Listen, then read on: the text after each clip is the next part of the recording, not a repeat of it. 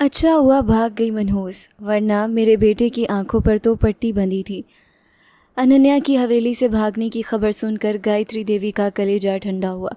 अनन्या और शौर्य शर्मा का विवाह 1 साल पहले हुआ था, मगर हवेली में अनन्या के साथ नौकरों जैसा सलूक किया जाता था। एक दिन हवेली के पुराने नौकर ने शौर्य को सारी सच्चाई बता दी और फिर अगली सुबह अनन्या कॉलेज जाते वक्त किडनैप कर ली गई। उसकी आंख खुली तो खुद को किंग साइज बेड पर लेटा देख वो कांप उठी। फिर नज़र अपने वजूद पर पड़ी। ये मर्दाना शर्ट मुझे किसने पहनाई? वो खौफ से हाँप रही थी कि शौर्य कमरे में दाखिल हुआ। गुड मॉर्निंग वाइफी, तुम्हें चेंज करवाते बड़ी मुश्किल से कंट्रोल किया है, लेकिन आज रात तैयार रहना। वो उसे बैग थमाते हुए शरारत से मुस्कुराया। अनन्या स्विमिंग पूल के किनारे खामोश बैठी थी। उसके दोनों पांव पानी में हल्के हल्के डूबे हुए थे, जबकि नज़रें ऊपर आसमान पर जमी हुई थीं। चेहरे पर अजीब सी उदासी थी। सुबह से वो पूरे घर में मेहमानों की तैयारियों में लगी हुई थी। हर चीज़ अपने हाथ से संभाली थी, लेकिन जैसे ही मेहमान आए तो उसे ज़बरदस्ती कमरे में भेज दिया गया। सिर्फ एक सेंटेंस उसके कानों में अब तक गूंज रहा था। तुम किसी के सामने नहीं आओगी, पूरी महफिल तुम्हारी तरफ आकर्षित हो जाती है। हम नहीं चाहते कि महफिल का मज़ा ख़राब हो, इसलिए बेहतर होगा तुम अपने कमरे में ही रहो। वो इस बात को सोच सोच कर दिल में घुट रही थी। उसे महसूस हो रहा था कि जैसे वो इस घर का हिस्सा होकर भी इस घर में शामिल नहीं थी। माँ बाप का ना होना औलाद के लिए इतना बड़ा दुख होता है जिसका कोई विकल्प नहीं है। चंद लम्हे तक वो वहीं बैठी अपने दुख को कुरेदती रही, और फिर वो आहिस्ता से उठने लगी थी कि अचानक किसी ने पानी के अंदर से उसका पाँव ज़ोर से खींच लिया। एक चीख उसके होंठों तक आई थी, मगर अगले ही लम्हे वो सीधी पानी में जा गिरी। ठंडा पानी उसके ऊपर बंद हो गया था। वो घबराहट में हाथ मारती ऊपर आने की कोशिश कर रही थी। सांस बुरी तरह अटक गई थी। तभी किसी ने उसकी कमर मजबूती से पकड़कर उसे ऊपर किया। वो एक मजबूत सीने से टकराई थी। वो बुरी तरह खांसने लगी। भीगे बाल चेहरे से चिपक गए थे। उसने घबराहट में सामने देखा तो चंद इंच के फासले पर शौर्य शर्मा खड़ा था। उसकी आंखों में वाज़ेह शरारत थी। वो उसके चेहरे पर आए बाल पीछे करते हुए धीमी आवाज़ में बोला, मेरी रूपमाती यहाँ अकेले उदास बैठी है और मुझे खबर तक नहीं। वैसे इस तरह तुम कयामत ढा रही हो। उसके भीगे हुए होंठों को देखते हुए बोला था। अनन्या ने गुस्से से उसे देखा और बोली, ये क्या हरकत थी? मुझे तैरना नहीं आता। अगर मैं डूब जाती तो? शौर्य ने उसकी कमर पर अपनी गिरफ्त मज़ीद मजबूत की और उसे अपने सीने से लगाया और उसके कान में हल्की सरगोशी करते हुए बोला, तुम मेरे हाथों में थी। तुम्हें वाकई लगता है मैं तुम्हें डूबने देता? मर सकता हूँ, लेकिन तुम्हें डूबने नहीं दे सकता। वो जो अभी कुछ देर पहले इस ख्याल के ज़ेरे असर थी कि उससे प्यार करने वाला इस दुनिया में कोई नहीं, इस बात से वो आशना ही नहीं थी कि सामने खड़ा शख्स उससे कितनी मोहब्बत करता है। अनन्या ने झंझलाकर उसके हाथ हटाने की कोशिश की और बोली, मुझे आपकी हरकतें बिल्कुल नहीं पसंद हैं। पहले भी मैंने आपको मना किया है। मेरी जान निकल गई थी। वो हल्का सा हंसा और उसे देखते हुए बोला, लेकिन तुम्हारा चेहरा देखने वाला था शौर्य। वो दांत पीस कर बोली। तो वो जानबूझकर ज़रा सा पीछे हुआ और अपनी गिरफ्त ढीली कर दी। अनन्या फ़ौरन घबरा कर चीखी और बेइख्तियार उसके सीने से लग गई। शौर्य ज़ोर से हंसा और एक बार फिर उसके होंठों को देखते हुए बोला, लगता है आज आपके इरादे कुछ ठीक नहीं है। अनन्या ने फ़ौरन खुद को अलग किया, मगर अब भी उसके हाथ शौर्य की शर्ट मजबूती से पकड़े हुए थे। मुझे पानी से बाहर निकालें प्लीज़। मुझे घबराहट हो रही है। मुझे पानी से खौफ आता है। इस बार शौर्य के चेहरे पर हल्की संजीदगी आई थी। उसने उसे आराम से पकड़कर पूल के किनारे बिठाया और खुद भी उसके बराबर में आ बैठा। अनन्या बाहर आते ही गहरी गहरी सांस लेने लगी। उसका दिल अब तक तेज़ी से धड़क रहा था। शौर्य चंद लम्हे उसे देखता रहा, फिर बोला, यहाँ क्यों बैठी थी? अंदर क्यों नहीं थी? काफ़ी रात हो गई है। अनन्या ने नज़रें झुका ली और उदास लहजे में बोली, नींद नहीं आ रही थी इसलिए यहाँ आकर बैठ गई। फिर अचानक उसकी नज़र उस पर गई और हैरत ज़दा लहजे में बोली, और आप अचानक यहाँ कैसे आ गए? आप दुबई से वापस कब आए? किसी को बताया भी नहीं। शौर्य ने गर्दन पीछे टिकाई। किसी को बताना भी नहीं था। मैं आया हूँ, सिर्फ तुम्हें देखने आया था। अब देख लिया, अब जा रहा हूँ। मेरा इरादा किसी से मुलाकात करने का नहीं है। अनन्या चंद लम्हे खामोश रही। उसके दिल में अजीब सा एहसास उभरा था, इतनी रात को सिर्फ मुझे देखने। शौर्य ने हल्की मुस्कुराहट के साथ उसकी तरफ देखा। हाँ, कोई मसला है? वो कुछ बोल नहीं सकी। शौर्य आहिस्ता से उसके चेहरे के करीब हुआ था, इतना करीब कि दोनों की सांसें एक दूसरे के चेहरे से टकराने लगी थीं।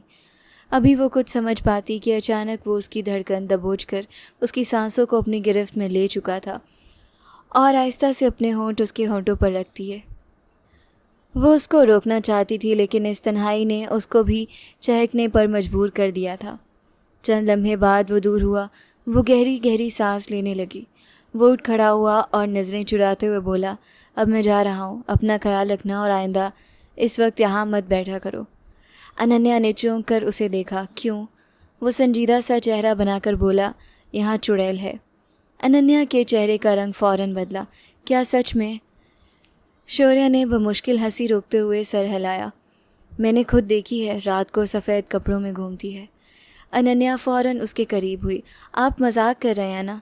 वो उसकी नज़दीकी देखते हुए बोला, लगता है तुम्हारा दिल नहीं भरा। उसका अंदाज मानी खेज था। अनन्या ने फ़ौरन आसपास देखा। उसकी आंखों में वाज़े खौफ था। शौर्य दिल ही दिल में मुस्कुराया। चलो उठो, अंदर जाओ। अनन्या ने फिर उसके भीगे कपड़ों की तरफ देखा। आप इसी तरह जाएंगे? कपड़े बदल लें, ठंड लग जाएगी। शौर्य ने बेपरवाही से कंधे उचकाए। गर्मियों के मौसम में किसे ठंड लगती है? तुम जाओ, मैं बदल लूँगा। अनन्या ने एक लम्हा उसे खामोशी से देखा, फिर बिना कुछ कहे आहिस्ता आहिस्ता वहाँ से चली गई थी। अलबत्ता गाल उसके लम्स और उसकी बातों से लाल हो चुके थे। शौर्य उसे जाते हुए देखता रहा। जब वह नज़रों से ओझल हुई तो उसने गहरी सांस ली और हाथों से अपने भीगे बाल पीछे किए।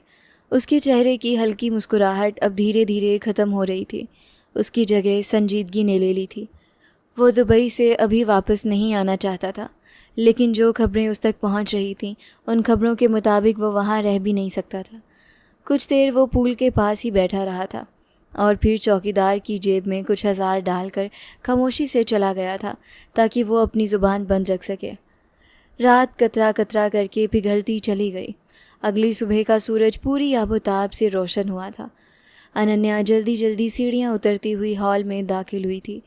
सफ़ेद और हल्के नीले रंग का सादा सूट पहने हुए वो एक हाथ में अपनी फ़ाइल और दूसरे हाथ में बैग पकड़े हुए थी। चेहरे पर हल्की सी बेचैनी थी क्योंकि वक्त तेज़ी से निकल रहा था। वो दरवाजे की तरफ बढ़ने ही लगी थी कि अचानक पीछे से गायत्री देवी की सख्त आवाज़ सुनाई दी। कहाँ जा रही हो तुम इतना तैयार होकर? अनन्या के कदम वहीं रुक गए। उसने पलटकर देखा तो गायत्री देवी सोफे पर बैठी उसे घूर रही थी। अनन्या ने फ़ौरन नज़रें झुका लीं और सहमी हुई आवाज़ में बोली, कॉलेज जा रही हूँ बड़ी माँ, आज एनरोलमेंट फॉर्म जमा होना है कॉलेज में, जाना ज़रूरी है। 3 छुट्टियाँ पहले ही हो गई हैं, अगर आज मैं नहीं गई तो मेरा फॉर्म जमा नहीं होगा और मैं एग्ज़ाम में नहीं बैठ पाऊँगी। गायत्री देवी तंजिया हंसी। हाँ हाँ, सब पता है मुझे, कॉलेज के बहाने बाहर आशिकी लड़ाने जा रही हो। एक दफ़ा बस मुझे सबूत मिल जाए ना तुम्हारा, फिर देखना मैं अपने बेटे से तुम्हारा दिमाग कैसे ठीक करवाती हूँ। तुम समझती हो वो दुबई में बैठा है तो तुम्हारा कुछ नहीं बिगाड़ सकता, सिर्फ एक कॉल करने की देर है। मेरा बेटा इतना गैरतमंद है, आकर तुम्हारी गर्दन उड़ा देगा। अनन्या ने फ़ौरन नफ़ी में सर हिलाया। एक लम्हे के लिए उसे खौफ महसूस हुआ था, मगर वो खुद के खौफ पर काबू पाकर उन्हें देखते हुए बोली, ऐसी कोई बात नहीं है बड़ी माँ, मैं सच में कॉलेज जा रही हूँ। आज फॉर्म जमा करवाना बेहद ज़रूरी है। मैं ऐसा कोई काम नहीं करूँगी जिससे आपकी या शौर्य की इज़्ज़त पर बात आए, मैं वादा करती हूँ। वो मज़ीद कुछ कहती उससे पहले ही गायत्री देवी चिल्लाकर बोली, मुझे जवाब मत दो, बहुत ज़ुबान चलने लगी है। एक बात कहती नहीं हो कि 10 बातें सुनाना शुरू कर देती हो। एक लम्हा लगेगा तुम्हारी ज़ुबान खींचकर गुद्दी से लपेट दूंगी। वो गुस्से से उठ खड़ी हुई।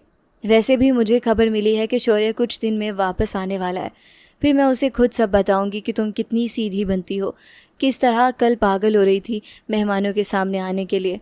सब पता है मुझे, नौकरानी ने सब बताया कि किस तरह कमरे में बंद होकर आंसू बहा रही थी। अनन्या का दिल एक लम्हे को ज़ोर से धड़क गया, यानी कोई शख्स भी उसके साथ सच्चा नहीं था। वो मज़ीद बोली, बस कुछ दिन की बात है, शौर्य आ जाएगा, फिर सब कुछ मैं अपनी कंट्रोल में करूँगी। उनकी बात सुनकर रात का मंजर उसके जहन में आया था, जब शौर्य खामोशी से आया था और उससे मिलकर चला गया था। वो चाहती तो बता सकती थी कि उनका बेटा रात ही घर आया था, मगर वो खामोश रही। न जाने क्यों उसे लगा अगर उसने बताया तो शौर्य फिर मुश्किल में पड़ जाएगा।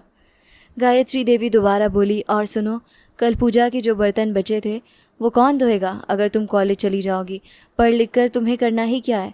घरदारी करनी है तो बेहतर है अपने कामों पर ध्यान दो। अनन्या ने बेबसी से उन्हें देखा और नम लहजे में बोली, मैं वापस आकर धोऊंगी, आज मेरा जाना बहुत ज़रूरी है। अगर आज फॉर्म जमा नहीं हुआ तो मेरा एडमिशन नहीं होगा। प्लीज़ बड़ी माँ, सिर्फ आज जाने दें, मैं पढ़ना चाहती हूँ, शिक्षा हासिल करना चाहती हूँ। गायत्री देवी उसके करीब आई और उसका बाजू सख्ती से पकड़ लिया। जब एक बार कह दिया नहीं जाना तो नहीं जाना। ज़्यादा ज़िद मत करो मेरे सामने, सीधा किचन में जाओ और बर्तन साफ़ करो, वरना एक लम्हा लगेगा तुम्हारी चमड़ी उधेड़ने में। अनन्या की आंखें नम होने लगी थीं। बड़ी माँ, मेरी सिर्फ पढ़ाई रह गई है, प्लीज़। पढ़ाई? उन्होंने नफ़रत से उसका बाजू झटका। यहाँ तुम्हारे बाप ने तुम्हारे लिए खजाने नहीं छोड़े हुए कि तुम कॉलेजों में पैसा उड़ाती फिरो। जितना पढ़ना था पढ़ चुकी हो, अब घर के काम सीखो, यही काम आने हैं तुम्हें। अनन्या के गले में जैसे कुछ अटक गया था। वो एक बार फिर उन्हें देखते हुए बोली, मेरा एक साल ख़राब हो जाएगा। मैं कोशिश करूँगी फॉर्म जमा करवा कर जल्दी वापस आ जाऊँ, प्लीज़ मुझे जाने दें। उसकी बात सुनकर वो बोली, साल ख़राब हो रहा है तो मर नहीं रही, ख़राब होता है तो हो जाने दो, मुझे कोई फ़र्क नहीं पड़ता। गायत्री देवी ने सख्त लहजे में कहा, वैसे भी तुम जैसी लड़कियों को ज़्यादा आज़ादी देना ठीक नहीं होता। कब हाथ से निकल जाएं कुछ पता नहीं होता। अभी से इतने बहाने हैं, आगे जाकर न जाने क्या करोगी। अनन्या खामोश खड़ी रही थी। उसे महसूस हो रहा था कि जैसे उसके अंदर कुछ टूट रहा हो। माँ बाप दोनों इस दुनिया में नहीं थे, इस घर में कोई ऐसा नहीं था जिसके सामने वो दिल खोल कर रो सकती। और शौर्य, वो तो सिर्फ रातों को चंद लम्हों के लिए आता था, उसकी ज़िंदगी में मौजूद होकर भी कहीं मौजूद नहीं था। गायत्री देवी ने दोबारा सख्त आवाज़ में कहा, मैंने कहा ना किचन में जाओ, या अब मेरा मुँह ही देखती रहोगी? अनन्या ने फ़ौरन सर झुका लिया। जी, उसने आहिस्ता से कहा और अपने हाथ में पकड़ा बैग सोफ़े के पास रख दिया। फ़ाइल उसके हाथ से फिसल कर नीचे गिरी थी, मगर उसने उठाने की कोशिश भी नहीं की। वो सीधी किचन की तरफ चली गई थी। जानती थी अब मज़ीद बहस करना सिर्फ बात को बढ़ाना है, क्योंकि अगर गायत्री देवी फ़ैसला कर लें तो वो उस फ़ैसले से कभी भी पीछे नहीं हटती थी। सिंक में रात के ढेर सारे बर्तन पड़े थे। उसने खामोशी से दुपट्टा ठीक किया और नल खोलकर बर्तन धोने लगी थी। चंद लम्हों बाद उसकी आंखों से आंसू गिरने लगे थे। वो बार बार हाथ की पुश्त से उन्हें साफ़ कर रही थी, मगर आंसू रुक ही नहीं रहे थे। दिल में सिर्फ एक ही बात बार बार आ रही थी कि शायद उसकी ज़िंदगी वाकई इसी किचन तक महदूद होकर रह जाएगी। रो रो कर उसने सारे बर्तन साफ़ किए थे और अपने कमरे में जाकर बंद हो गई थी। पूरा दिन मामूल के मुताबिक बीत गया था। रात की कालख हर सू फैली हुई थी। इरादा उसका अब सोने का था जब एक नौकरानी ने आकर पैगाम दिया कि चौकीदार काका बुला रहे हैं, उन्हें तुमसे कोई बात करनी है। पहले तो वह हैरान हुई कि वो क्यों बुला रहे हैं, लेकिन फिर खामोशी से कमरा बंद किए वो नीचे की तरफ बढ़ गई। तेज़ी से आंगन पार करती हुई गेट के पास बनी छोटी सी चौकीदार वाली जगह तक आई थी। उसके चेहरे पर थकान साफ नज़र आ रही थी। काम करते करते उसके हाथों में दर्द हो रहा था। जैसे ही वो करीब पहुंची, चौकीदार ने फ़ौरन कुर्सी से उठते हुए कहा, बिटिया जी आपको बुलाया था। अनन्या ने उलझन से उसे देखा। जी काका। चौकीदार ने अपनी जेब से मोबाइल फ़ोन निकाल कर उसकी तरफ बढ़ाया। आपके लिए फ़ोन आया है, बात कर लें। अनन्या चौंकी थी। मेरे लिए? फिर हैरत से बोली, किसका फ़ोन आया है? चौकीदार ने हल्की सी मुस्कुराहट दबाई। आप मोबाइल देख लें, खुद समझ जाएगी। अनन्या ने उलझे हुए अंदाज में फ़ोन लिया। दिल अजीब बेचैनी से धड़कने लगा था। उसने आहिस्ता से मोबाइल कान से लगाया। हेलो।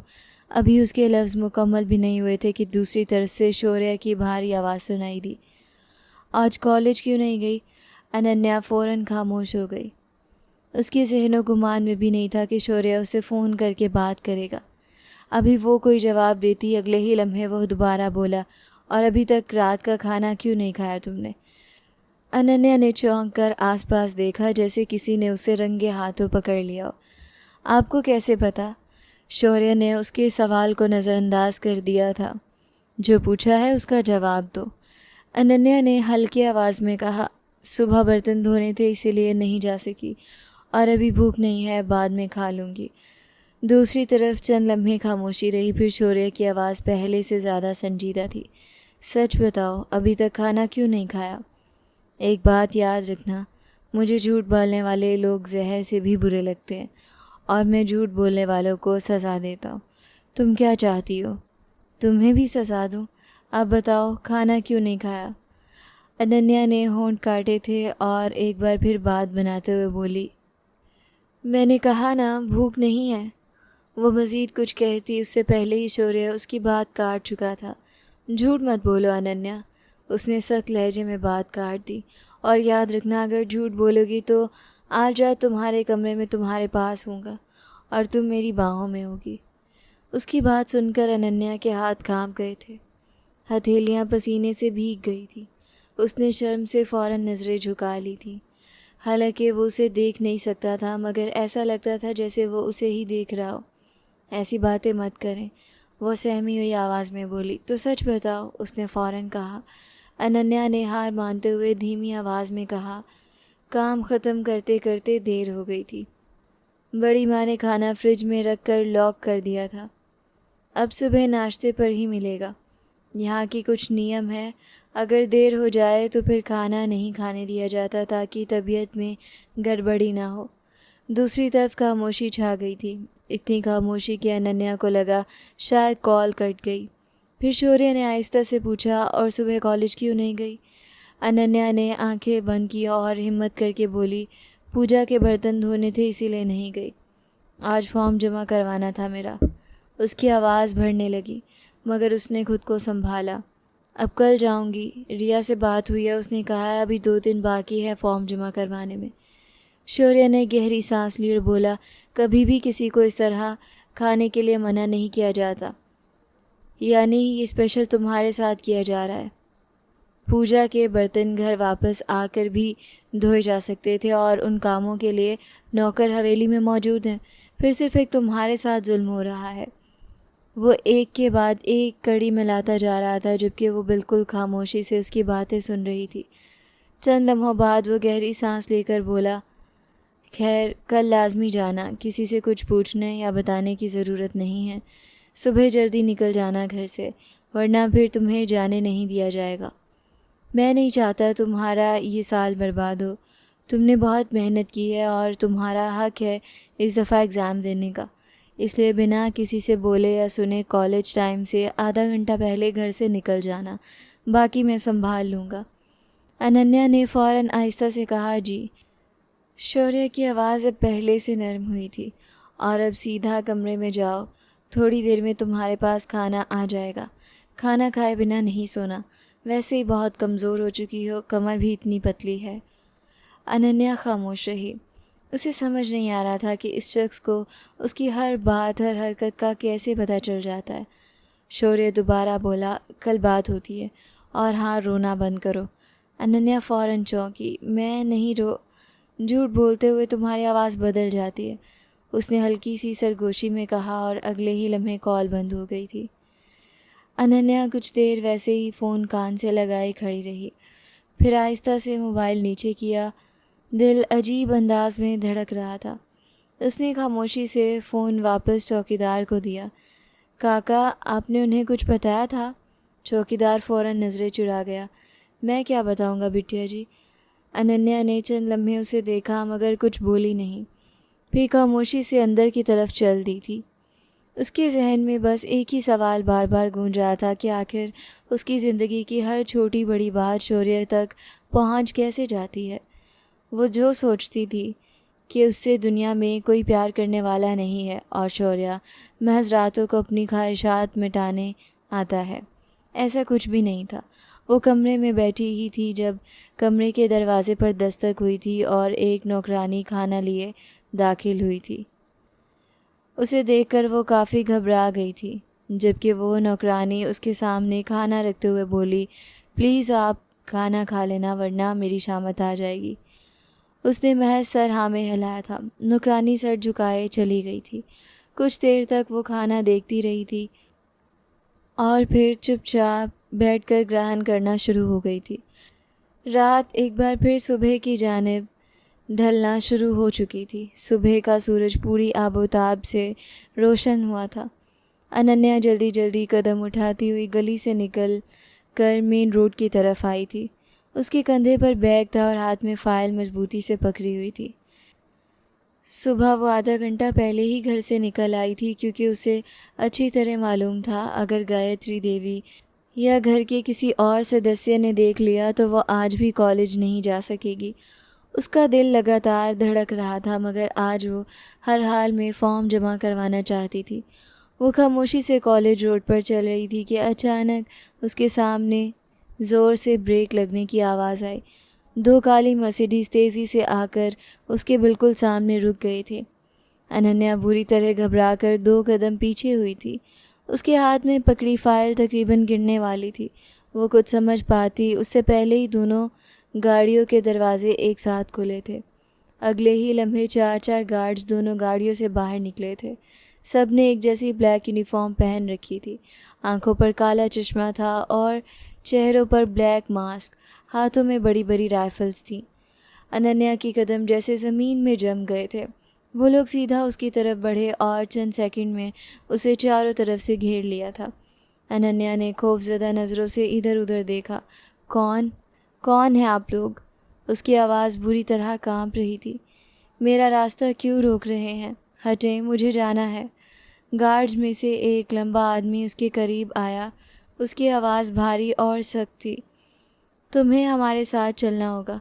अनन्या ने फ़ौरन नफ़ी में सर हिलाया।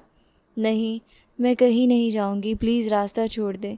अगर खामोशी से हमारे साथ चलोगी तो तुम्हारे लिए बेहतर होगा, वो ठंडे लहजे में बोला, वरना हमें ज़बरदस्ती तुम्हें ले जाना पड़ेगा।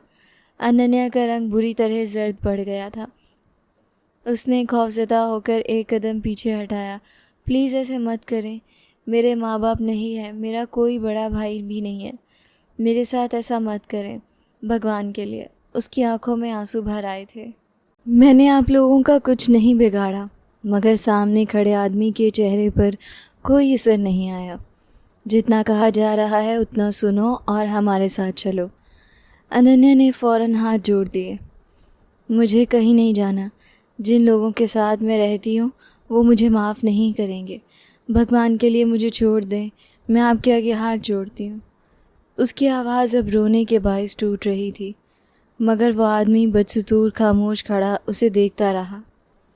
फिर उसने सर्द लहजे में कहा, यानी तुम तरीके से नहीं चलोगी? उसने अपने साथ खड़े एक गार्ड की तरफ देखा और मज़ीद बोला, फिर हमें अपना तरीका आजमाना होगा। अनन्या ने घबरा कर फ़ौरन पीछे हटने की कोशिश की, मगर अगले ही लम्हे एक गार्ड तेज़ी से उसकी तरफ बढ़ा था। उसके हाथ में सफ़ेद रुमाल था। अनन्या कुछ समझ पाती उससे पहले ही उसने ज़बरदस्ती वो रुमाल उसके मुंह पर रख दिया था। अनन्या ने फ़ौरन हाथ मारकर खुद को छुड़ाने की कोशिश की। नहीं, प्लीज़। उसकी आवाज़ मध्यम होती चली गई थी। चंद सेकंड में उसकी आंखों के सामने सब धुंधला होने लगा था। हाथों से फ़ाइल छूटकर सड़क पर गिर गई थी। उसने आखिरी बार खुद को छुड़ाने की कोशिश की, मगर जिस्म जवाब दे चुका था। अगले ही लम्हे वो बेहोश होकर ढीली पड़ गई थी। 2 गार्ड्स ने फ़ौरन उसके बाजू पकड़े और उसे उठाकर गाड़ी की पिछली सीट में डाल दिया था। एक आदमी ने झुककर नीचे गिरी हुई उसकी फ़ाइल और बैग उठाया और गाड़ी में फेंक दिया था। फिर दरवाज़ा बंद हुआ और दोनों मर्सिडीज़ तेज़ी से वहाँ से निकल गई थी।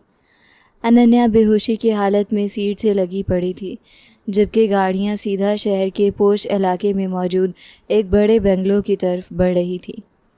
5 घंटे बाद अनन्या की आंखें धीरे धीरे खुली थी। सर बुरी तरह से भारी हो रहा था। चंद लम्हों तक उसे कुछ समझ ही नहीं आया कि वो कहाँ है। उसने बेतरतीब अंदाज में इधर उधर देखा। सामने बड़ा सा शीशे वाला कमरा था। दीवारों पर महंगी पेंटिंग्स लगी हुई थीं और वो खुद एक बड़े किंग साइज़ बेड पर लेटी हुई थी। उसका दिल एकदम ज़ोर से धड़का। वो घबरा कर फ़ौरन उठ बैठी थी। सांसें बेतरतीब हो रही थी। मैं कहाँ हूँ? उसने खुद से बड़बड़ाते हुए दोबारा कमरे को देखा। फिर अचानक उसकी नज़र अपने कपड़ों पर गई। वो एक ढीली मर्दाना सफ़ेद शर्ट पहने बैठी थी। उसके हाथ फ़ौरन कांप गए थे। जान जैसे हलक में आकर अटक गई थी। उसने घबराकर शर्ट को दोनों हाथों से पकड़ा। ये किसने? उसके चेहरे का रंग उड़ चुका था। अभी वो बेड से उतरने लगी थी कि इसी लम्हे कमरे का दरवाज़ा खुला था। अनन्या फ़ौरन चौंक कर दरवाजे की तरफ देखने लगी थी। अगले ही लम्हे शौर्य शर्मा अंदर दाखिल हुआ था। ब्लैक शर्ट और ट्राउज़र्स में मलबूस वो मुकम्मल सुकून के साथ चलता हुआ अंदर आया, जैसे सब कुछ मामूल के मुताबिक हो। अनन्या की आंखें बेख्तियार बड़ी हो गई थी। आप? उसकी आवाज़ में वाज़ेह सदमा था। शौर्य ने दरवाज़ा बंद किया और सीधा उसकी तरफ देखते हुए हल्का सा मुस्कुराया। Good morning वाइफ़ी। अनन्या ने फ़ौरन शर्ट को मज़ीद अपने गिर्द लपेटा। ये सब क्या है? शौर्य आहिस्ता आहिस्ता उसकी तरफ बढ़ा था और बोला, तुम्हें चेंज करवाते बड़ी मुश्किल से खुद पर कंट्रोल किया है, लेकिन आज रात तैयार रहना। आज बख्शने का मेरा कोई इरादा नहीं है। 1 साल से दूरी बर्दाश्त कर रहा हूँ। उसकी बात सुनते ही अनन्या के कान की लो तक सुर्ख हो गई थी। वो फ़ौरन नज़रें झुका गई। दिल बुरी तरह धड़क रहा था। चंद लम्हे बाद वो उसे देखते हुए बोली, यानी आपने मुझे किडनैप किया था? उसे यकीन ही नहीं आ रहा था कि उसके साथ क्या कुछ हो चुका था। शौर्य ने कंधे उचकाए और बेपरवाह अंदाज में बोला, हाँ तो और क्या? किसी और में हिम्मत है तुम्हारी तरफ नज़र उठाकर देखने की भी? अगर किसी ने तुम्हारी जानिब देखा, 1 लम्हा लगाऊंगा उसकी सांस रोकने में। अनन्या ने बेयकीनी से उसे देखा। आप पागल हो गए हैं। अगर किसी को पता चल गया तो? मैं कितने घंटों से यहाँ पर हूँ। बड़ी माँ जान से मार देंगी मुझे। वो पहले ही कहती है मेरी शादी आपसे कभी नहीं होने देंगी और मुझे आपके करीब भी कभी आने नहीं देंगी। उसकी आंखों में खौफ साफ नज़र आ रहा था।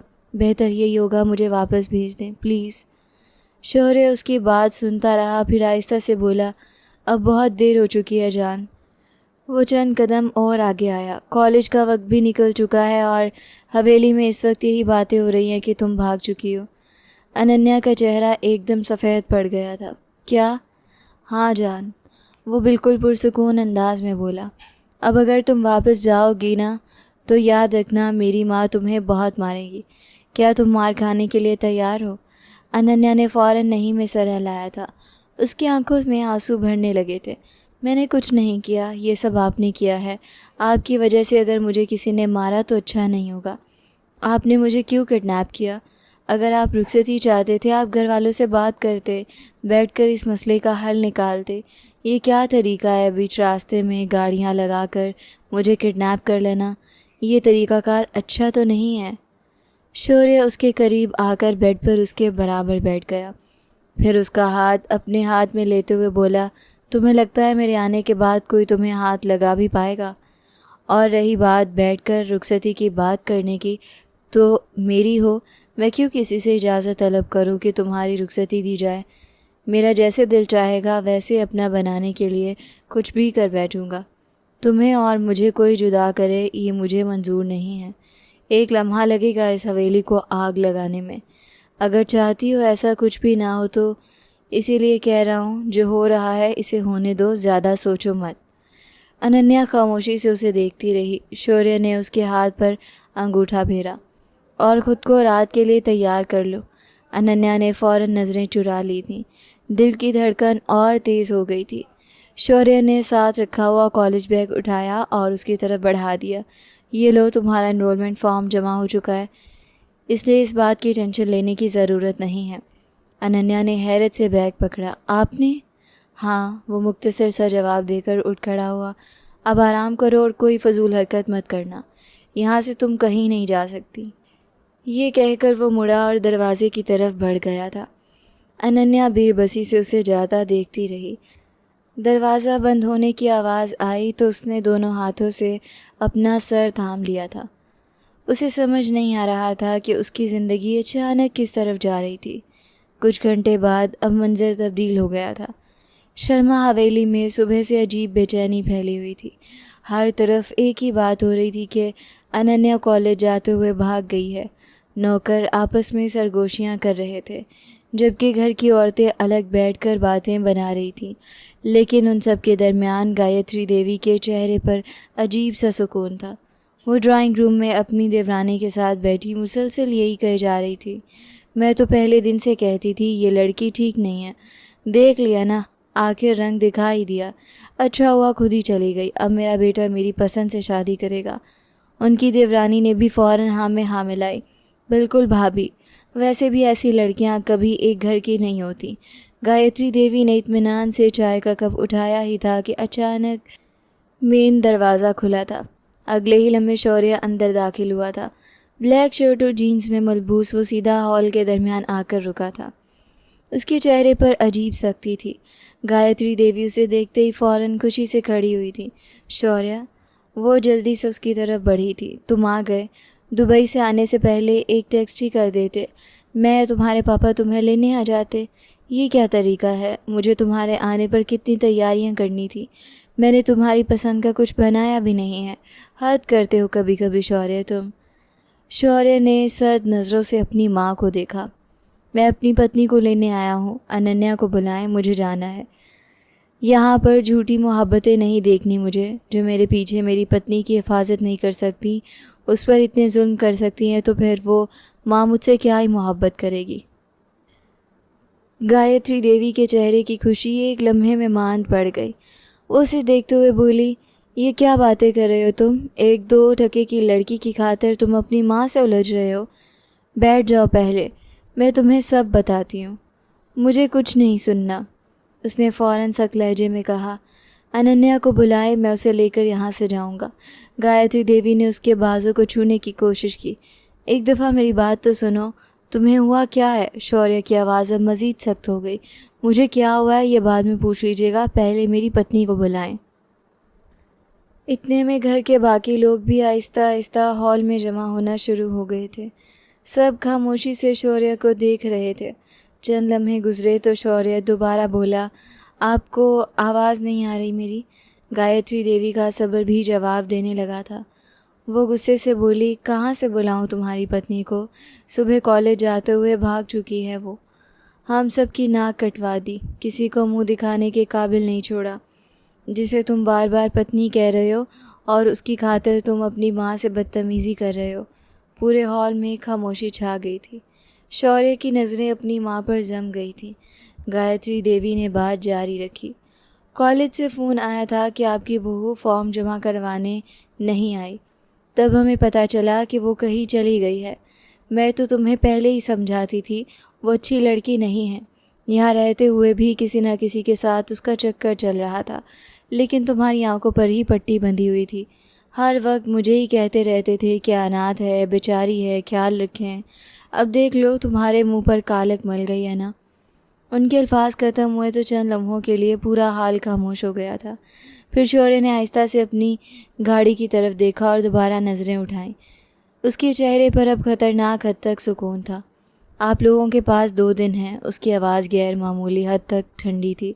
मेरी पत्नी मुझे ढूंढ कर दे दें, वरना बड़ी माँ याद रखिएगा, आप हो या इस हवेली का कोई और मकान वाला, मैं सबको हवालात के पीछे डाल दूँगा। मैं किसी को नहीं छोड़ूंगा, क्योंकि मैं आप सब पर अपनी पत्नी की जिम्मेदारी डाल कर गया था। अगर मुझे मेरी पत्नी नहीं मिली तो आप सब अपनी सज़ा के लिए खुद जिम्मेदार होंगे। गायत्री देवी एकदम तड़प कर बोली, ये क्या बकवास है? मगर शौर्य रुका नहीं। अनन्या को कुछ नहीं होना चाहिए। आप लोगों को क्या लगा? मुझे पता नहीं है यहाँ उसके साथ क्या सलूक होता है। उसकी नज़रें एक एक फ़र्द पर घूमी थी। मैं सब जानता हूँ, कौन इसे खाना नहीं देता था, कौन इसकी पढ़ाई रोक रहा था, कौन इसे जलील करता था। उसके चाचा ने फ़ौरन गुस्से से कहा, शौर्य, बात करने की तमीज़ नोट कीजिएगा चाचा जी। शौर्य ने बीच में ही बात काट दी। सिर्फ 2 दिन है, फिर मैं भूल जाऊंगा कि आप मेरे चाचा हैं या ये मेरी माँ है। मुझे सिर्फ अपनी पत्नी चाहिए। गायत्री देवी अब मुकम्मल गुस्से में थी। तुम हमें हवालात में बंद करवाओगे? अपनी माँ को? शौर्य ने बगैर एक लम्हा ज़ाया किए जवाब दिया, अगर नौबत आई तो लाजमी करवाऊंगा। उसकी आवाज़ में ऐसा यकीन था कि चंद लम्हों के लिए सब खामोश रह गए थे। 2 दिन, उसने आखिरी बार कहा, सिर्फ 2 दिन। फिर वो पलटा और बगैर किसी की तरफ देखे तेज़ी से बाहर निकल गया था। उसके जाते ही पूरे हॉल में अजीब खामोशी फैल गई थी। सब एक दूसरे की शक्ल देख रहे थे, जबकि गायत्री देवी के चेहरे से रंग उड़ चुका था। पूरा दिन मामूल के मुताबिक बीत गया था। रात की कालिक हर सू फैल गई थी। वो अपने काम निपटाकर अपने कमरे की तरफ बढ़ा था। कमरे में दाखिल हुआ और आहिस्ता से कमरे का दरवाज़ा बंद किया था। उसकी नज़र सीधी बेड पर बैठी अनाया पर गई। वो सुर्ख दुल्हन के लिबास में मलबूस घूंघट ओढ़े खामोश बैठी थी। हाथों में चूड़ियाँ हल्का हल्के कांप रही थीं। उसे देखते ही शौर्य के लबों पर बेइख्तियार मुस्कुराहट फैल गई थी। चंद लम्हे वो वहीं खड़ा उसे देखता रहा, जैसे अपनी नज़र हटाना भूल गया हो। अनन्या ने जैसे ही उसकी मौजूदगी महसूस की थी, वो मज़ीद सिमट गई थी। शौर्य धीरे धीरे उसकी तरफ बढ़ा था। मेरी रूपमाती। उसकी आवाज़ गैर मामूली हद तक नरम थी। मैंने सोचा नहीं था कि तुम मुझे इतनी खूबसूरत पोशाक में मिलोगी। वो उसके सामने आकर रुका।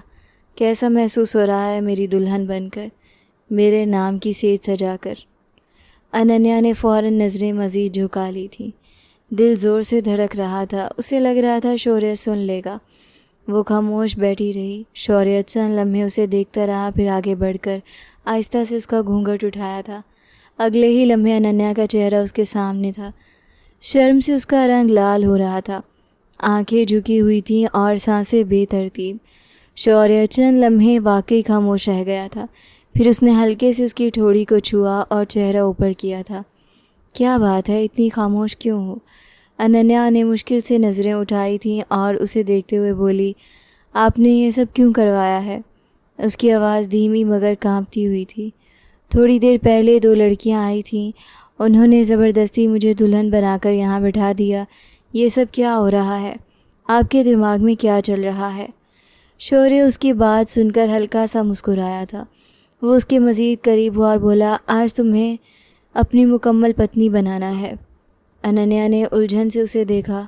शौर्य ने उसके हाथ अपने हाथ में ले लिया और मज़बूत लहजे में बोला, धर्मपत्नी तो तुम पहले से थी, लेकिन आज तुम्हें हकीकत में अपनी पत्नी के दर्जे पर लाना चाहता हूँ और इसके लिए तन्हाई ज़रूरी है। अनन्या के गाल मज़ीद सुर्ख हो गए थे, लेकिन आपकी बड़ी माँ ये सब नहीं चाहती, उसने आहिस्ता से कहा। वो मुझे कभी नहीं छोड़ेंगी। शौर्य के चेहरे की मुस्कुराहट ज़रा मध्यम हुई, मगर अगले ही लम्हे वो सुकून से बोला, तुम्हारे लिए मैं सब कुछ छोड़ आया हूँ। अब तुम सिर्फ मेरे बारे में सोचो। वो उसके इतने करीब आ चुका था कि अनन्या की सांसें मज़ीद उलझने लगी थीं। मैं आज तुम्हारे करीब आकर अपना हक़ लेना चाहता हूँ। उसकी आवाज़ अब सरगोशी में बदल गई थी। क्या तुम्हारी तरफ से इजाज़त है? अनन्या का दिल जैसे सीने से बाहर आने लगा था। वो कुछ बोल ना सकी, सिर्फ नज़रें झुका लीं और उंगलियां बेख्तियार एक दूसरे में उलझा लीं। उसकी खामोशी ही उसका जवाब थी। शौर्य के लबों पर धीमी सी मुस्कुराहट आई थी। उसने आहिस्ता से उसके माथे पर होंठ रखे। इतना डरा मत करो मुझसे, वो सरगोशी में बोला, वरना सच में खुद पर काबू खो बैठूंगा। अनन्या ने फ़ौरन आंखें बंद कर ली थीं। शौर्य चंद लम्हे उसे देखता रहा, फिर आहिस्ता से उठा और कमरे की लाइट बंद कर दी थी। हल्की रोशनी में उसका चेहरा मज़ीद नरम लग रहा था। वो दोबारा उसकी तरफ बढ़ा, जबकि अनन्या बेख्तियार अपनी धड़कनों को काबू करने की कोशिश कर रही थी, लेकिन वो धीरे धीरे उसके करीब बैठ गया था। उसको उठाकर अपनी गोद में बैठा लिया था और अब फुर्सत से धीरे धीरे उसकी सांसों को अपनी गिरफ्त में लेकर अपना हक़ वसूल करने लगा, अपनी तशनगी मिटाने लगा। आहिस्ता आहिस्ता दोनों के दरमियान हर दीवार गिरती चली गई थी और एक नया रिश्ता कायम हो गया था। वक्त की रफ्तार न कभी थम सकी है, न कभी थम पाएगी। 1 हफ़्ता गुज़र चुका था। घर के अंदर अब वो पहले जैसा सन्नाटा नहीं था। अनन्या की ज़िंदगी में एक अजीब सा सुकून आ गया था। वो ज़्यादातर वक्त शौर्य के करीब रहती थी और आहिस्ता आहिस्ता उसकी मौजूदगी उसे खौफ के बजाय एक सुरक्षित एहसास देने लगी थी। आज बारिश तेज़ी से हो रही थी। अनन्या किचन में खड़ी चूल्हे पर कुछ पकाने में मसरूफ़ थी। उसके बाल सादे से बंधे हुए थे और चेहरे पर हल्की सी थकान मगर सुकून था। वो चम्मच हिला ही रही थी कि अचानक पीछे से दरवाज़ा खुला था। शौर्य अंदर आया। बगैर किसी आवाज़ के वो सीधा उसके करीब आया और उसकी कलाई पकड़ ली थी। अनन्या चौंकी। आप? वो कुछ कहने ही लगी थी कि शौर्य ने उसकी बात काट दी। चलो। अनन्या ने हैरत से उसे देखा। कहाँ? मैं खाना बना रही हूँ भी। शौर्य ने उसकी कलाई मज़ीद मजबूती से थाम ली थी। बारिश में नहाने। अनन्या फ़ौरन पीछे हटी। नहीं, मुझे बारिश पसंद नहीं है, मुझे घबराहट होती है, आप जाएं प्लीज़। शौर्य ने उसकी आंखों में देखा। आज इसी घबराहट को निकालना है। उसकी आवाज़ संजीदा हो गई थी। मैं नहीं चाहता कि तुम पूरी ज़िंदगी किसी डर के साथ जियो। तुम्हें हर उस चीज़ का सामना करना होगा जो तुम्हें तकलीफ़ देती है। अनन्या ने फ़ौरन नहीं में सर हिलाया था। नहीं, मुझे नहीं जाना, प्लीज़ छोड़ दें। मगर शौर्य रुका नहीं था। वो उसे खींचता हुआ किचन से बाहर लॉन की तरफ ले आया था। बारिश तेज़ थी। जैसे ही वो बाहर आए, पानी की बूंदें उन पर गिरने लगी। अनन्या फ़ौरन पीछे हटने लगी। नहीं, मुझे अंदर ले चलें, मुझे बहुत घबराहट हो रही है। उसकी आवाज़ टूट रही थी, मगर शौर्य ने उसकी कमर के गिर्द बाजू रखा और उसे वही खड़ा कर दिया था। नहीं, खड़ी रहो। अनन्या के आंसू फ़ौरन निकल आए। वो बार बार पीछे हटने की कोशिश करती, मगर शौर्य उसे थामे रखता। मैं जानता हूँ। उसकी आवाज़ अब नर्म हो गई थी। उस रात जब तुमने अपने पिता को कार एक्सीडेंट में खोया था, तब भी बारिश हो रही थी। अनन्या के जिस्म में झटका सा लगा। वो एकदम खामोश हो गई। शौर्य ने उसके चेहरे की तरफ देखा। लेकिन एक बात तुम्हें समझ नहीं आई। वो एक हादसा था। बारिश भगवान की कृपा है, हम सबको इसे महसूस करना चाहिए, इसमें सुकून तलाश करना चाहिए। अनन्या ने आंसुओं से भीगी आंखों के साथ उसे देखा। प्लीज़ अंदर चलें। उसकी आवाज़ बहुत कमज़ोर थी। मुझे बहुत ज़्यादा बेचैनी हो रही है। शौर्य ने नरमी से मगर मजबूती से कहा। नहीं, यहीं रहो। जब तक ये खौफ तुम्हारे दिल से नहीं निकलता, तुम यहीं रहोगी। बारिश तेज़ होती जा रही थी। अनन्या के कपड़े भीग चुके थे। वो पहले कांप रही थी, कभी पीछे हटने की कोशिश करती, कभी आंखें बंद कर लेती। आंसू और बारिश के कतरे उसके चेहरे पर एक साथ गिर रहे थे। मैं नहीं कर सकती, उसने आहिस्ता से कहा। मुझे बहुत डर लग रहा है। शौर्य ने उसके कंधों को मजबूती से थाम लिया था। मैं हूँ ना। उसकी आवाज़ में अजीब सा यकीन था। तुम अकेली नहीं हो। अनन्या चंद लम्हे खामोश रही। बारिश उसके चेहरे पर लग रही थी। बाल भीग कर चेहरे पर आ रहे थे। वो सांस रोककर खड़ी रही। फिर आहिस्ता आहिस्ता उसके हाथ, जो पहले सख्ती से बंद थे, ढीले होने लगे। उसने पहली बार खौफ के खिलाफ प्रतिरोध छोड़ दिया था। उसने आहिस्ता से अपना चेहरा ऊपर किया, आंखें बंद कर ली थी। बारिश के कतरे उसके चेहरे पर गिरते गए, पहले आंसू के साथ उलझकर, फिर आहिस्ता आहिस्ता सुकून बनकर। उसके अंदर की बेचैनी जैसे धीरे धीरे कम होने लगी थी। सांसें अब पहले जैसी बेतरतीब नहीं थी। शौर्य खामोशी से उसे देख रहा था। उसके हाथ अब भी उसकी कमर के गिर्द थे, मगर अब वो गिरफ्त नहीं थी, सिर्फ सहारा था। अनन्या ने आहिस्ता से आंखें खोली। उसने बारिश में भीगते आसमान की तरफ देखा। पहली बार उसके चेहरे पर खौफ नहीं था, सिर्फ खामोश सुकून था। शौर्य ने हल्की सी मुस्कुराहट के साथ उसे करीब किया। देखो, उसने आहिस्ता से कहा, यही ज़िंदगी है, डर के बिना। अनन्या ने उसकी तरफ देखा। उसकी आंखों में पहली बार हल्की सी नरमी आई थी। वो कुछ नहीं बोली, बस खामोशी से खड़ी रही। बारिश दोनों पर बराबर गिर रही थी और इस लम्हे में अजीब सा सुकून फैल गया था। 2 दिन मज़ीद बीत गए थे। डाइनिंग टेबल पर दोनों खामोशी से नाश्ता कर रहे थे। माहौल गैर मामूली तौर पर पुरसुकून था। अनन्या के चेहरे पर हल्की सी सुकून भरी झलक थी, जबकि शौर्य अपने फ़ोन को एक तरफ रखकर उसके सामने बैठा था। वो कभी कभी उसकी तरफ देख लेता और फिर नाश्ता जारी रखता। अनन्या चाय का कप उठाने ही लगी थी कि अचानक कमरे का दरवाज़ा ज़ोर से खुला। गायत्री देवी अंदर दाखिल हुई और सीधा आकर बीच में खड़ी हो गई थी। उन्होंने तालियां बजाई और तंजिया हंसी के साथ बोली, बहुत खूब शौर्य शर्मा, हमें धमकियों की सूली चढ़ाकर तुम यहाँ इसके साथ बैठकर नाश्ता कर रहे हो। यानी ये तुम्हारे साथ ही थी, कोई किडनैप नहीं हुआ था। अनन्या का हाथ कप पर ही रुक गया। उसकी सांस जैसे सीने में अटक गई थी। वो फ़ौरन शौर्य की तरफ देखने लगी। शौर्य आहिस्ता से अपनी जगह से खड़ा हुआ और चंद कदम आगे आया। तो आपको क्या लगा था मैं अपनी पत्नी को ऐसे ही किसी के हवाले रहने देता? गायत्री देवी ने फ़ौरन हाथ उठाया। झूठ मत बोलो शौर्य, ये किडनैप नहीं हुई। तुम इसे अपने साथ लेकर आए हो और आज मैं इसे वापस लेकर जाऊंगी। मैं इसकी अभिभावक हूँ।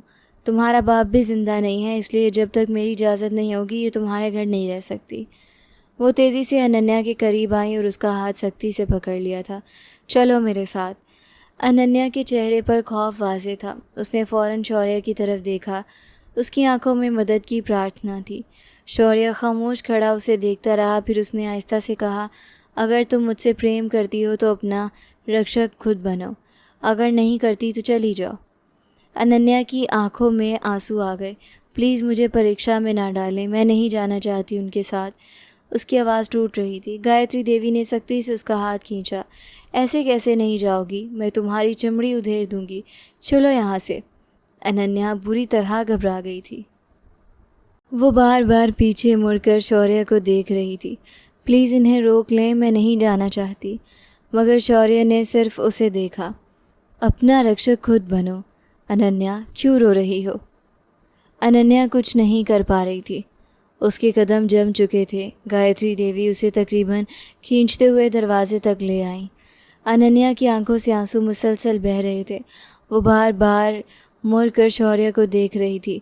प्लीज़, उसकी आवाज़ कमज़ोर हो रही थी, मुझे नहीं जाना। जैसे ही वो दरवाजे के करीब पहुंची, शौर्य तेज़ी से आगे बढ़ा। उसने गायत्री देवी का हाथ पकड़कर अनन्या को अपने पीछे कर लिया। गायत्री देवी फ़ौरन चौंक गई। शौर्य उनके सामने खड़ा हो गया। उसकी आवाज़ अब सख्त थी, यही रुक जाए। खबरदार, जो आपने मेरी पत्नी की तरफ दोबारा हाथ बढ़ाया। गायत्री देवी ने गुस्से से उसे देखा। तुम अपनी माँ से बदतमीज़ी कर रहे हो।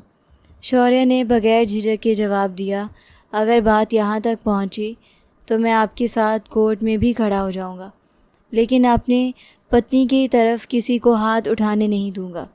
ये अब मेरे फेरों के बाद मेरी पत्नी है, मेरी धर्म पत्नी है। समझ आ रही है बात? उसकी आवाज़ पूरे कमरे में गूंज रही थी। गायत्री देवी चंद लम्हे उसे देखती रही, फिर गुस्से से बोली, मैं तुम दोनों को देख लूँगी। ये कहकर वो तेज़ी से बाहर निकल गई थी। दरवाज़ा ज़ोर से बंद हुआ। कमरे में खामोशी छा गई थी। अनन्या अभी भी वहीं खड़ी कांप रही थी। शौर्य ने आहिस्ता से पलटकर उसे देखा। तुम क्यों खामोश रही? अनन्या ने आंसुओं से भीगी आंखों से उसे देखा। मैं डर गई थी। शौर्य ने हल्की सांस ली और महज एक खामोश नज़र डालकर घर से चला गया था। पूरा दिन मामूल के मुताबिक बीत गया था। रात की काले खरसू फैल गई थी। अनन्या हाथ में खाने की ट्रे लिए कमरे के अंदर दाखिल हुई। शौर्य सोफे पर बैठा लैपटॉप पर काम कर रहा था।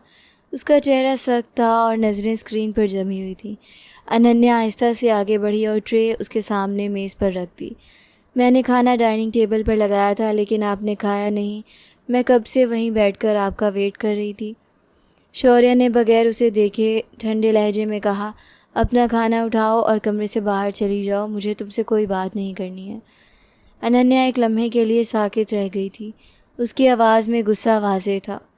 शौर्य को इस हालत में देखकर उसका दिल घबरा गया था। वह आहिस्ता से आगे बढ़ी और अचानक उसके सामने फर्श पर बैठ गई थी। मैंने कभी बड़ी माँ से बदतमीज़ी नहीं की। उसकी आवाज़ हल्की मगर भारी हुई थी। मैंने कभी ऊंची आवाज़ में बात नहीं की। मैं कैसे उनसे बदतमीज़ी करती? मैं कैसे उन्हें रोकती? शौर्य ने फ़ौरन लैपटॉप बंद किया और उसे देखते हुए बोला, जो मैं कह रहा हूँ वो सुनो। ट्रे उठाओ और जाओ, मुझे तुम्हारी कोई बात नहीं सुननी है। अनन्या की आंखों में आंसू आ गए, मगर वो हल्की आवाज़ में बोली, मैं आपसे कह रही थी कि मुझे उनके साथ नहीं जाना। मैं आपके साथ रहना चाहती हूँ। इसका मतलब है मेरी कदर आपके दिल में है। मैं उनके खिलाफ़ नहीं जा सकती थी। शौर्य ने सख्त लहजे में जवाब दिया। मैंने कहा ना जाओ, जब तक मेरा गुस्सा ठंडा नहीं होता मेरे सामने मत आना। वो थोड़ा सा आगे झुका। मैं तुम्हारे लिए पूरी दुनिया से लड़ रहा हूँ और तुम एक से भी नहीं लड़ सकती। अनन्या ने फ़ौरन सर हिलाया। आप चाहते हैं कि मैं आपकी माँ से लड़ूं? आप समझते क्यों नहीं है? शौर्य ने उसकी बात काट दी। हाँ, मैं चाहता हूँ। उसकी आवाज़ मजबूत थी, क्योंकि मैं चाहता हूँ तुम्हारे दिल से हर खौफ निकल जाए। अनन्या खामोश हो गई। शौर्य ने उसकी तरफ देखते हुए कहा, बस बहुत जी लिया तुमने डर डर के। सब कुछ मालूम है मुझे। जब मैं दुबई गया था, मेरी गैर मौजूदगी में मेरी माँ ने तुम्हें कितना मारा था। चाची, चाचा, यहाँ तक कि हमारे कज़न्स ने भी तुम पर हाथ उठाया था और तुम सब सहती रही। अनन्या के चेहरे पर दर्द की लहर आई। वो नज़रें झुका गई। शौर्य ने सख्ती से कहा, जब तक तुम अपने रक्षण के लिए खड़ी नहीं होगी मेरा तुमसे कोई ताल्लुक़ नहीं है। ये जुमला सुनकर अनन्या का दिल जैसे टूट गया था। वो आहिस्ता से उठ खड़ी हुई। कुछ लम्हे वो उसे देखती रही। उसकी आंखों में आंसू थे, मगर अब वहाँ उलझन भी थी। फिर वो आहिस्ता आहिस्ता पीछे हटी। आप चाहते हैं मैं बदल जाऊँ? उसकी आवाज़ टूटी हुई थी। लेकिन मैं अभी तैयार नहीं हूँ। शौर्य ने कुछ नहीं कहा। अनन्या ने सर झुका लिया और आहिस्ता आहिस्ता कमरे से बाहर निकल गई थी। दरवाज़ा बंद हुआ तो शौर्य वहीं बैठा उसे जाता देखने लगा।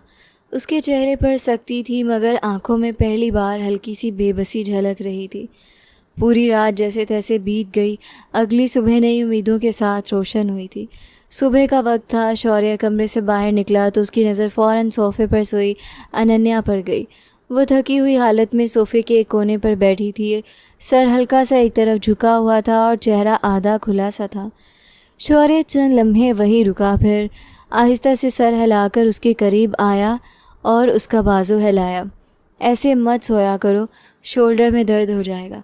अनन्या फ़ौरन चौंकी और झटके से आंखें खोल लीं। चंद लम्हे वो खाली खाली नज़रों से उसे देखती रही, जैसे उसे यकीन ना आ रहा हो कि वो वाकई सामने है। फिर अचानक उसने उसका हाथ पकड़ लिया। प्लीज़ माफ़ कर दें। उसकी आवाज़ कांप रही थी। इस तरह मुझसे नाराज़ ना हो, आपकी नाराज़गी मेरी जान ले लेगी। उसकी आंखें सुर्ख थीं, चेहरा थकन और रोने से मुरझाया हुआ था। साफ लग रहा था कि वो पूरी रात सो नहीं सकी। शौर्य उसके सामने खामोश खड़ा उसे देखता रहा, फिर आहिस्ता से उसके करीब आया और घुटनों के बल उसके सामने बैठ गया था। उसने उसके दोनों हाथ अपने हाथों में ले लिए। क्या करूं मैं तुम्हारे साथ? उसकी आवाज़ में संजीदगी थी। कितनी देर तक तुम डरते डरते ज़िंदगी गुजारोगी? अनन्या ने फ़ौरन सर हिलाया। मैंने कहा ना, मैं ये सब तुम्हारी भलाई के लिए कर रहा हूँ, ताकि आने वाले वक्त में तुम मजबूत हो जाओ। अनन्या ने फ़ौरन उसकी बात काट दी। मेरी सुरक्षा करने के लिए आप हैं ना, फिर मुझे क्यों मजबूत होना है? मैं कहीं बाहर तो जाती हूँ नहीं। शौर्य ने गहरी सांस ली थी। ज़िंदगी सिर्फ घर में नहीं गुजारती अनन्या, बाहर भी जाना होता है, लोगों का सामना करना होता है। वो थोड़ा झुका। मैं तुमसे प्रेम करता हूँ, तुमसे प्यार करता हूँ, लेकिन इसका मतलब ये नहीं है कि हमेशा मैं ही तुम्हारी ढाल बनूँगा। मैं चाहता हूँ तुम इतनी मजबूत बनो कि खुद अपनी रक्षा कर सको, डर के बिना जियो। अनन्या की आंखों में आंसू भर आए थे। मैं सब कुछ करूँगी, लेकिन प्लीज़ आप मुझसे नाराज़ ना हो। उसकी आवाज़ बहुत धीमी हो गई थी। कमरे में एक ही लम्हे की खामोशी छा गई थी। शौर्य चंद लम्हे उसे देखता रहा, फिर आहिस्ता से आगे बढ़ा और उसे अपने साथ लगा लिया था। मैं तुमसे नाराज़ नहीं हूँ। उसकी आवाज़ नरम थी। बस अब बस करो रोना। अनन्या ने फ़ौरन उसके सीने से लगते हुए आंखें बंद कर लीं। उसके अंदर का खौफ जैसे आहिस्ता आहिस्ता कम होने लगा था। शौर्य ने हल्की सी सांस ली और उसके सर पर हाथ फेरा। अब जाओ, नाश्ता बनाओ, मैं डाइनिंग टेबल पर तुम्हारा इंतज़ार कर रहा हूँ। अनन्या ने फ़ौरन सर हिलाया। जी। उसकी आवाज़ में अब हल्की सी मुस्कुराहट थी। वो फ़ौरन उठकर किचन की तरफ चली गई। शौर्य वहीं खड़ा उसे जाते देखने लगा। उसके चेहरे पर एक हल्की सी तसल्ली थी, मगर आंखों में अब भी वही खामोश फिक्र मौजूद थी जो सिर्फ वही समझ सकता था। 2 महीने पर लगाकर उड़ गए थे। मामूल के मुताबिक अनन्या किचन में खड़ी खामोशी से खाना तैयार कर रही थी। उसके हाथ मामूल के मुताबिक काम कर रहे थे, मगर चेहरे पर एक मुख्तलिफ सा सुकून था। पिछले 2 दिनों में घर का माहौल निस्बतन ठीक हुआ था, मगर अंदर ही अंदर उसे एहसास था कि कुछ लोग अब भी उसकी मौजूदगी से नाखुश हैं। वो चूल्हे पर बर्तन रख ही रही थी कि अचानक उसे पीछे किसी की मौजूदगी महसूस हुई। उसने फ़ौरन पलट कर देखा। सुनीता देवी खड़ी थी, उसकी चाची। चेहरे पर सख्ती और आंखों में गुस्सा था। अनन्या चंद लम्हे खामोश रही, फिर सीधी होकर बोली, जी आप यहाँ कैसे आईं? सुनीता देवी ने तंजिया हंसी हंसी। बहुत खूब, माँ बेटे को आपस में लड़वा दिया, भाई भाई को दुश्मन बना दिया और खुद यहाँ सुकून से खड़ी होकर खाना बना रही हो तुम। क्या समझी थी कि हम तुम्हें ऐसे ही छोड़ देंगे? अनन्या ने हाथ साफ किए और संजीदगी से उनकी तरफ देखा। मेरी ज़िंदगी में दखल देने वाली आप होती कौन है और क्यों आई हैं यहाँ? सुनीता देवी का चेहरा सख्त हो गया था। ज़ुबान बंद रखो अपनी। तुम्हें सबक सिखाने आई हूँ। तुम्हारा मुंह तोड़ दूंगी अगर तुमने मुझसे ऊंची आवाज़ में बात की। अनन्या ने फ़ौरन एक कदम आगे बढ़ाकर अब साफ आवाज़ में कहा, आप मुझे हाथ नहीं लगा सकती, ये मेरा और मेरे पति का घर है, आपका नहीं, जहाँ मैं आपकी जुल्म बर्दाश्त करती। वो वक्त गुज़र चुका है, बेहतर होगा आप यहाँ से चली जाएं, वरना मुझसे बुरा कोई नहीं होगा। सुनीता देवी गुस्से से आगे बढ़ीं, मगर इसी लम्हे दरवाज़ा खुला और शौर्य अंदर दाखिल हुआ था। उसने फ़ौरन सूरत हाल को समझ लिया था और बीच में आकर अपनी चाची को पीछे हटाया था। बस करें, बहुत हो गया है, ये घर मेरी पत्नी का है, आप इसे डरा धमका नहीं सकती। सुनीता देवी ने हैरत से उसे देखा। शौर्य, तुम्हें नज़र नहीं आ रहा कि ये क्या कर रही है? तुम्हारी आंखों पर पट्टी बंधी हुई है। शौर्य ने पुरसुकून लहजे में जवाब दिया, नहीं बंधी हुई, मैं सब देख रहा हूँ, और जो लड़की खड़ी है वो मेरी पत्नी है, मेरे लिए सबसे अजीज़ है। सुनीता देवी ने सख्ती से कहा, पछताओगे तुम दोनों। शौर्य हल्का सा मुस्कुराया था, इसकी खातिर पछताना भी कबूल है, आप जाएं यहाँ से। सुनीता देवी गुस्से से मुड़कर बाहर निकल गईं। दरवाज़ा बंद होते ही कमरे में खामोशी छा गई। अनन्या अब भी वही खड़ी थी। उसने आहिस्ता से कहा, उन्होंने बदतमीज़ी शुरू की थी, मैंने सिर्फ जवाब दिया है। शौर्य ने उसकी तरफ देखा, तुम सफाई क्यों दे रही हो? तुमने कुछ गलत नहीं किया, ये तुम्हारा घर है, यहाँ तुमसे कोई ऊंची आवाज़ में बात नहीं कर सकता। अनन्या ने उसकी तरफ देखा, आप नाराज़ नहीं हैं मुझसे? शौर्य ने आगे बढ़कर उसे अपने करीब कर लिया और गले लगा लिया। नहीं जान, आज तुम्हें मेरा दिल जीत लिया है। उसकी आवाज़ में सच्चाई थी। मैं यही अनन्या चाहता हूँ जो अपने लिए खड़ी हो सके, किसी से डरे नहीं बल्कि ख़ुद अपनी इज़्ज़त बना कर रखे। अनन्या ने उसके सीने से लगते हुए आहिस्ता से कहा, बस आप हमेशा मेरे साथ रहना, कभी बदलना नहीं, मैं वैसी ही बन जाऊंगी जैसे आप चाहते हैं। शौर्य ने उसके सर पर हाथ रखा, मैं हमेशा तुम्हारे साथ हूँ। अनन्या ने आंखें बंद कर लीं और उसके करीब मज़ीद सिमट गई थी। इस लम्हे में घर का सारा शौर जैसे ख़त्म हो गया था। सिर्फ एक खामोश यकीन बाकी था कि अब वो अकेले नहीं है।